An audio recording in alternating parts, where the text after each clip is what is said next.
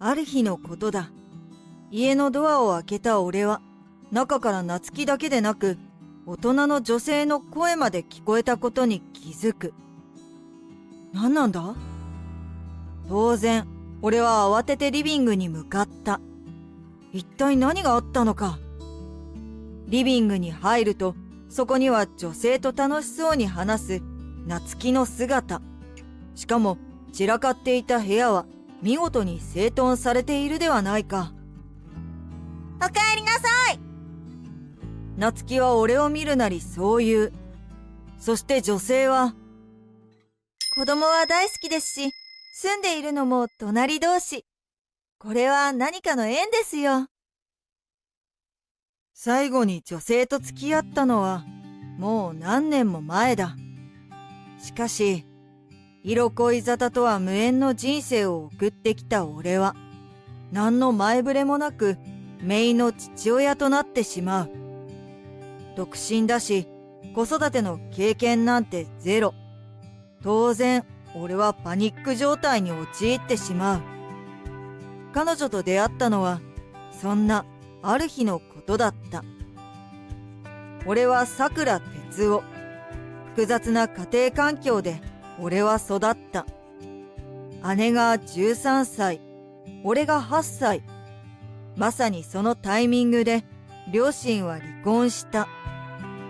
もともと関係は悪かったから、両親が別れるのは時間の問題だったと思う。俺たちは母を選んだ。だから一緒に家を出た次第だが、待っていたのは貧困生活。でも、それでも俺たちは幸せだった。姉は高校を出ると就職して家庭を支え、一方俺は大学へ。そのうち姉はシングルマザーとして娘を産み、たっぷりの愛情を注ぐようになる。俺もできることはしないとな。心から娘を愛する姉。それを見た俺はできる限り支えたいと思ったが、それからほどなくして姉は病死。そんな、どうして？俺は絶望した。どうして姉がこんな目に遭わなければいけないのか、理解できなかった。俺はまだ姉さんにしてあげたいことがたくさんあったのに。憔悴した母、そして姪っ子と夏希は泣きじゃくっている。正直、俺だって泣きたかった。でも、俺がしっかりしないとどうしようもない。俺まで壊れてしまったら、きっと姉は安心して天国に行けないだろう。私が夏希の面倒を見るから。葬式が終わった後、母はそんな風に切り出した。だが俺は、長年の無理ゆえに、母が慢性的な体の故障を抱えていることを知っていた。いや、俺が面倒を見るよ。でも、母さんには自分の人生を生きてほしいんだ。母は難色を示したが、最終的には首を縦に振ってくれた。俺の熱意を理解してくれたのだ。とはいえ、必要な時には助けてもらうということにはなっている。マジか。こうして夏希との生活が始まったが、現実は全く甘くなかった。子育てというものは、俺が想像している何十倍も過酷だった。ああ。俺は早々に疲労困憊してしまう。仕事だっていつまでも休むわけにはいかないから、日中は職場、帰ったら子育てという次第。そんなある日のことだ。家のドアを開けた俺は、中から夏希だけでなく、大人の女性の声まで聞こえたことに気づく。何なんだ？当然、俺は慌ててリビングに向かった。一体何があったのか。リビングに入ると、そこには女性と楽しそうに話す夏希の姿。しかも散らかっていた部屋は見事に整頓されているではないか。おかえりなさい。夏希は俺を見るなりそう言う。そして女性は勝手に上がり込んですみませんと謝罪した。あなたは？私、隣に住んでる柳美香と言います。隣に？俺は驚いてしまった。まさか隣の部屋にこんな綺麗な人が住んでいるとは思わなかったからだ。聞くところによると、美香さんは俺が知らないところで夏希と仲良くなったらしい。事情はわかりました。汚い部屋ですみません。大丈夫ですよ。男の人が一人で家事と仕事を両立するなんて大変ですよね。恥ずかしながら。俺は夏希は姉の忘れがたみなんですと続けた。同居を始めてから1ヶ月になるんですが、何分子育てなんてやったことありませんから。そうだったんですね。だったら私にも何か手伝わせてください。子供は大好きですし、住んでいるのも隣同士。これは何かの縁ですよ。でも甘えるわけには。俺は即答していいかどうか迷ったが、正直一人でやることに限界を感じていた。加えて母にだって毎回頼むことはできない。いけませんか？少し考えた末、俺は分かりましたとうなずく。手伝ってくれるのはやはり嬉しいし、彼女と夏希は信頼関係も構築している。こうして俺たちの生活は一気に華やかなものとなった。私ね。賑やかな毎日。それが続く中、美香さんはふとそんな風に切り出す。2年前に夫を亡くしているんです。もう乗り越えたつもりではいるんだけど、それでも夜中になると、ひどい孤独感に苛まれることがあります。でも、夏希ちゃんの世話をしていると、寂しさがごまかせる。そうだったんですね。俺は美香さんに共感した。大切な人を失った。その点においては、俺も美香さんも全く同じなのだ。夏希から聞かされているかもしれませんが、あいつの母親、つまり俺の姉は、もうこの世にいないんです。だから俺は大切な人を失う苦しみは、少しは理解しているつもりです。そして俺は、二人で乗り越えましょう。俺も夏希も美香さんがいてくれると楽しいからと、本心を告げた。紛れもない本心を。ありがとうございます。そう言ってもらえて、なんだか救われました。この日以降、美香さんは毎日のように俺たちの家に来た。手作りの美味しい料理を持ってきてくれたのである。夏希ちゃん、すっかり笑うようになりましたね。確かに。いつの間にか夏希は心からの笑みを浮かべるようになっていた。夏希はいつだって無理して笑っていたが、美香さんが家に来るようになってから心から笑うようになったのだ。そして彼女と長い時間を共有する中で、俺は美香さんのことが好きになり始めていた。他でもない恋愛感情を抱くようになってしまったのだ。でも違うよな。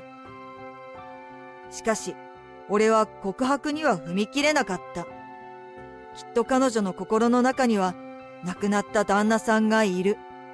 俺ごときが入り込む隙なんておそらくはないのだ。数ヶ月後、俺たち三人の関係はどんどん深まり、何も知らない人間が見たら親子のようだ。3人で家族になれたらいいな。相変わらず告白には踏み切れていないが、俺はそんな考えを捨てられないでいた。そして正式な家族となった自分たちの姿をたびたび想像してしまう。いつかはきっと、今すぐは無理だ。でも大丈夫だと確信を持てる時が来たら、俺は美香さんに告白しようと思った。もうこんな季節か。それはそれとして、気づいたら夏希の誕生日まで残り1ヶ月。その事実を知った俺は、あることを思いつく。夏希の誕生日会、それを開こうと思ったのである。どうぞどうぞ。事情を聞かされた美香さんは、快く自分の家に俺を招き入れる。すぐに、ぜひとも協力させて、と、誕生日会への協力を快諾してくれた。だが、美香さん、大丈夫ですか？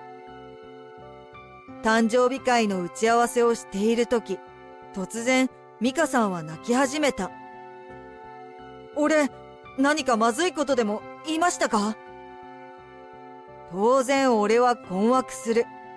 知らず知らずのうちに、彼女を何か傷つけるようなことでも言ってしまったのだろうか。ごめんなさい。大丈夫です。とても大丈夫には見えませんよ。とても大丈夫には見えない。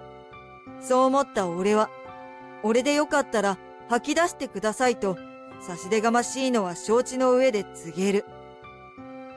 私の夫は、少しの間を置いてから、美香さんは苦々しい口調で話し始めた。